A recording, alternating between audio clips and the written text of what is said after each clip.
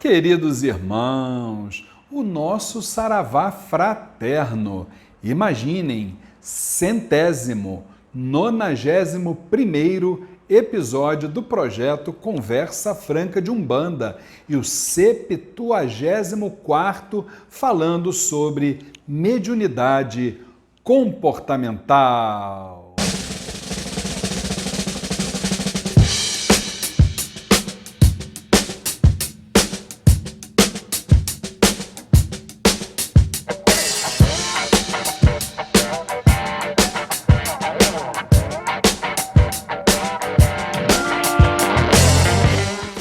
E no episódio de hoje vamos falar da adolescência, a desafiadora fase de qualquer ser humano. E aí, gente, eu começo, antes de falar da adolescência, eu começo lembrando que a nossa vida, assim como tudo, né, é sempre formado por ciclos. Então vejamos, o ser humano ele vai da concepção, né? O momento que ele surge lá, que o espermatozoide fecunda o óvulo, né? A partir dali já sai ali o novo ser, né? Depois vai do 0 aos 7 anos.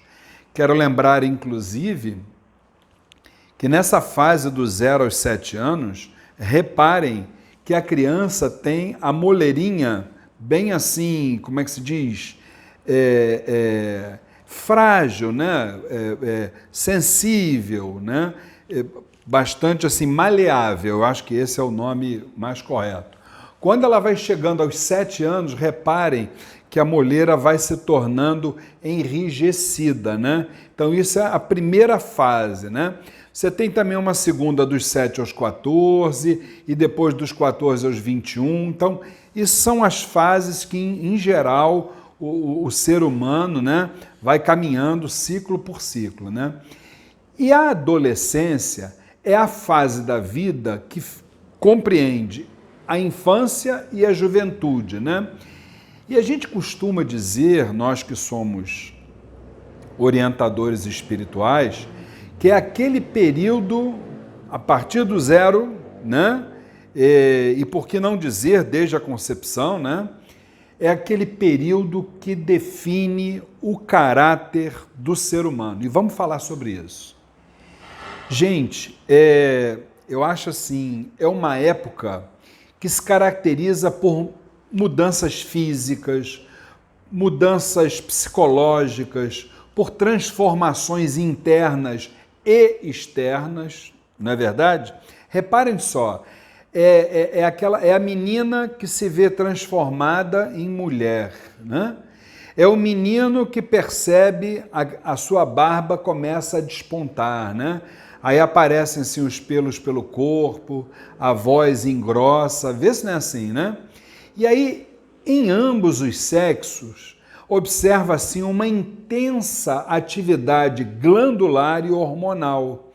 E aí, gente, em tudo isso surgem, prestem atenção, as imitações. Olha aí, olha o perigo que começa a surgir, né? Por que o perigo? Porque aí o grupo de amigos tende a crescer em importância. E aí, meu amigo, é o momento que a gente já precisa naquele ser já ter plantado lá atrás, né, a raiz, para quando o grupo de amigos surgir, a coisa já está mais ou menos solidificada. Mas vamos falando sobre isso. E aí vamos lá. Nesse período, muitas vezes, olha a nossa reflexão, muitas vezes a parte intelectual se apresenta assim maravilhosa, notável. E aí a parte afetiva muitas vezes é uma contradição. Olha aí. E aí, a partir desse momento, o adolescente começa a apresentar as suas inseguranças. Outras vezes se mostra assim com ar de superioridade para os adultos, em outras vezes assim com total dependência. Vê se não é assim que funciona. Gente, já tivemos 2 filhos, agora 3 netos. São anos difíceis para esses jovens, mas também para os pais, principalmente para aqueles pais que na infância não disciplinaram o filho para receber alguns nãos. Sim, o não também é um sinal de amor, você sabia disso? E é assim frequente. Reparem bem que hoje em dia a gente se depara com pais de jovens que dizem estarem assim surpresos com a conduta que os seus filhos vêm tomando perante a vida. Mas por que será que eles têm essa surpresa? Vamos lá? Na verdade, o que a gente ouve, e aqui eu vou falar para vocês, isso aqui é uma casa com porta aberta para todas as pessoas, né? Com todos os seus desafios, né? E nesse tema, propriamente, os pais relatam que alguns jovens não têm responsabilidade com os compromissos escolares, não têm limite nos relacionamentos, aí passam a desrespeitar colegas, professores e, imaginem, passam a desrespeitar os próprios pais. Na verdade, muitas vezes esses jovens acabaram se transformando em jovens que desobedecem às regras de convivência social, que faltam com a verdade em diversas situações, né? Eu acho que esses pais se mostram indignados com as atitudes de seus filhos adolescentes, né? Mas muitas vezes eles não sabem até que ponto eles entregaram para esses jovens o que precisavam entregar. E também precisamos pensar o seguinte: será que esse pai e essa mãe tinha condições de entregar alguma coisa para esse jovem? Olha só a nossa reflexão, né? Muitas vezes esses jovens são chamados de aborrecentes, né? Porque as pessoas se referem a alguém que causa aborrecimentos, olha só. E aí como é que as coisas funcionam, né? Vamos lá. Aí o jovem começa a namorar, aí surge aquela, nós estamos na era, né, do ficar. Vamos ficar, né? Vamos sair com a galera, né? Tudo que se imagina estar programado para depois, assim, de uns 14 anos, né? É o que a gente, pelo menos na minha época, era assim, né, gente? Mas acreditem vocês, seres pequenos, a partir de 8 anos, já estão assustando os adultos com atitudes que deveriam ser de adolescentes com mais de 15 anos. Acreditem nisso. Agora, sempre existe aquele que bata palmas, que ache bonito, né, as crianças crescerem rápido. Afinal, nós estamos, sei lá, no 3º milênio, na era da informática, na aldeia global, né? Isso também quando não acontece o absurdo desses jovens ou dessas jovens virem a engravidar. Gente, tudo isso faz muito mal para os adultos e pior ainda para essas crianças. Eu não tenho a menor dúvida disso. É que elas começam, a partir dessas situações que eu acabei de falar, principalmente gravidez, né? Elas começam a atropelar o seu compasso de amadurecimento. Vejam bem, é aquela chamada síndrome da adolescência precoce. E o nome, não se iludam, que o nome é síndrome, porque não é uma adolescência de fato. Vejam bem. Até por volta assim, dos 11 anos de idade, esses pequenos deveriam estar estudando. Esses pequenos deveriam estar conhecendo a espiritualidade. Esses pequenos deveriam estar brincando, porque eles não têm a devida estrutura psíquica para processarem emoções que surgem em situações complexas vividas por seres maiores. E aí a saga continua, né? É um beijo sensual, não é assim que funciona? É uma tragada num cigarro, é o gole da bebida alcoólica, ou até, né, que está se normalizando, né, o uso das drogas ilícitas.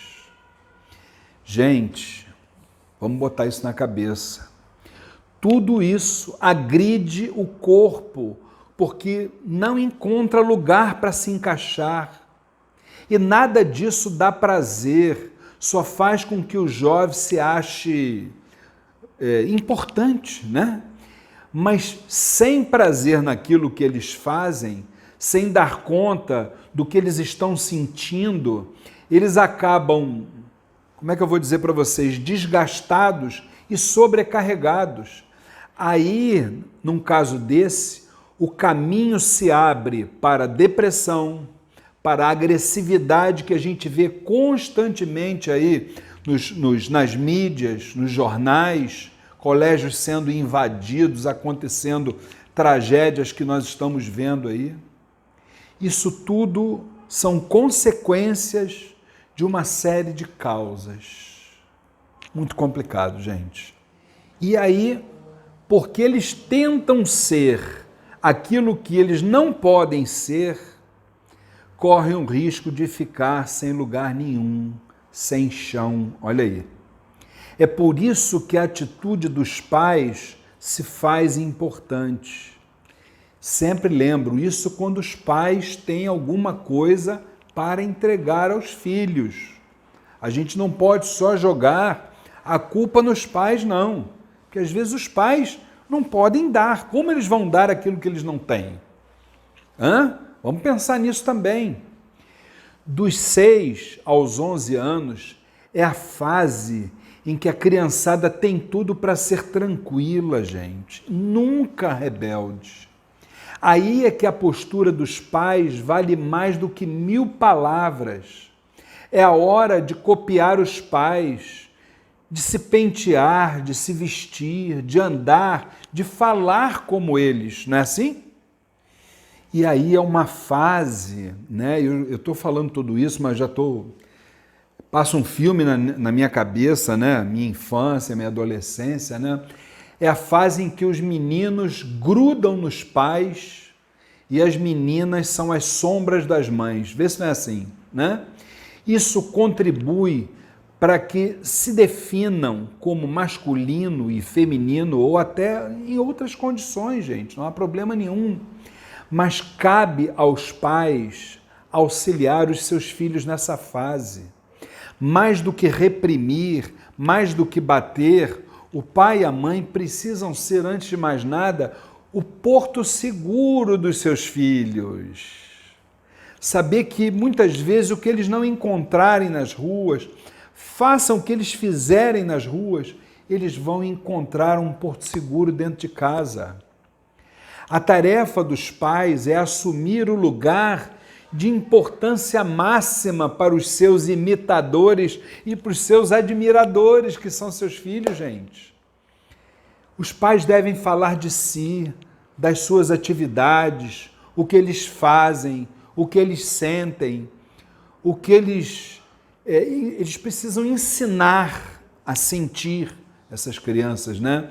E, obviamente, a gente não pode esquecer, naturalmente, eles precisam dar limites, porque nem sempre, eu volto a falar, nem sempre dizer sempre sim é sinal de que você ama seu filho. Às vezes o não que você diz para ele, sabendo argumentar, sabendo mostrar de forma fraterna, você, muitas vezes, para dizer o não, você tem que dar uma volta lá longe, mas o importante é que aquele limite foi respeitado. E aí eu quero lembrar a todos que só pode ser referência para uma criança quem cuida dessa criança. E só quem coloca limites realmente cuida, o que eu acabei de falar. Amor não é só dizer sim, estou repetindo, gente. É assim que se mostra aos pequenos o valor real do mundo. o valor de quem merece ser cuidado e que tem um duro trabalho de amadurecimento para realizar, mas no seu tempo certo, vejam bem. Eu acho que sem essa posição, sem essa ajuda, as crianças ficam à mercê de comportamentos, como é que eu posso dizer, ilusórios e com uma falsa impressão de que só serão bons se forem como os grandes. Olha aí. Mesmo que esses apenas pareçam ser grandes. Isso é importantíssimo a gente lembrar. Certa vez, eu gosto sempre dessa passagem de Chico, né?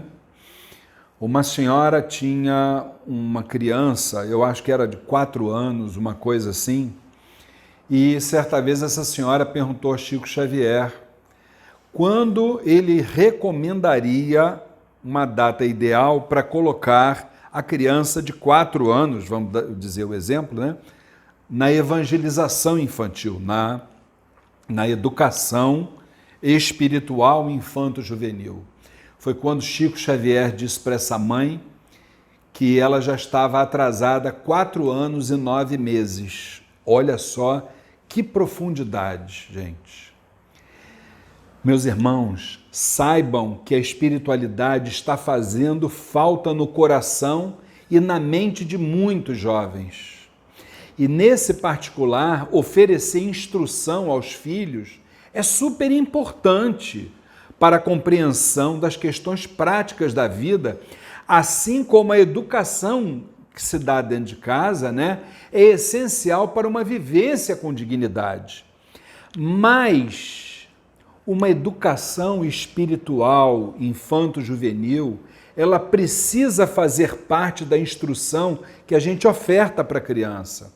Porque normalmente os pais só pensam na educação intelectual e na educação familiar. A grande maioria dos pais se esquece da educação espiritual. O homem não é só mente e corpo. O homem é mente, corpo e espírito. Então ele precisa, desde pequeno, se habituar a conhecer as verdades espirituais. Eu não estou falando de religião. Eu não estou falando de religião. Leva na religião X. Se não é ali que ele se... né? Que houve a química, leva para outra. Depois leva para outra, até acertar. Ou se o pai é de uma religião, leva para a sua religião.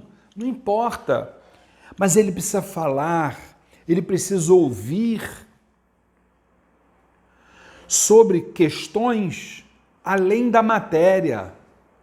Ele precisa entender que a verdadeira vida não é essa que ele vai ver no dia a dia. Entendeu? Porque a mensagem edificante e duradoura que o espiritualismo leva aos corações infantis é fundamental, é um caminho para uma vida mais feliz, gente. E aí eu recomendo que a gente deva guiar nossos filhos de forma que compreendam a realidade da imortalidade da alma.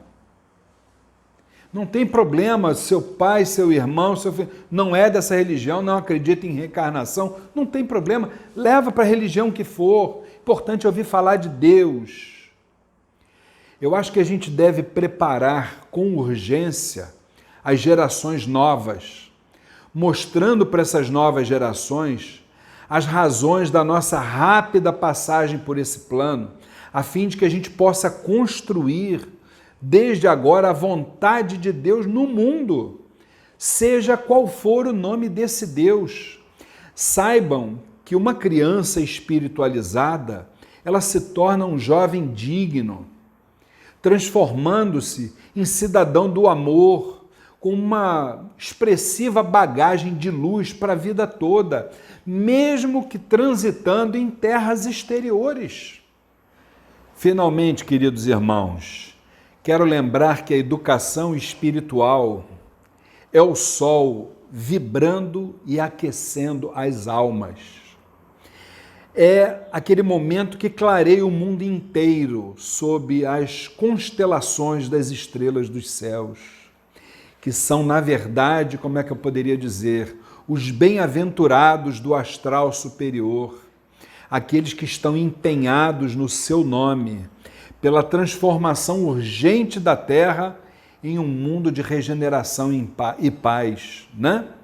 Lembrem-se que as crianças são criadas no planeta pequeno, que é o nosso lar, para que sejam posteriormente seres de luz no planeta maior que é a Terra. E nesse particular, a missão é nossa e a responsabilidade está em nossos ombros. Fiquem com Deus.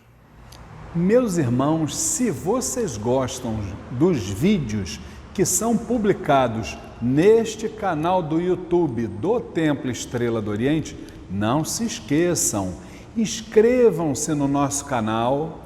Depois, se você gostou do vídeo, não esqueça de dar o like e, por último, aperte aquele sininho, porque todas as vezes que tivermos um novo vídeo, você será avisado. Muito obrigado!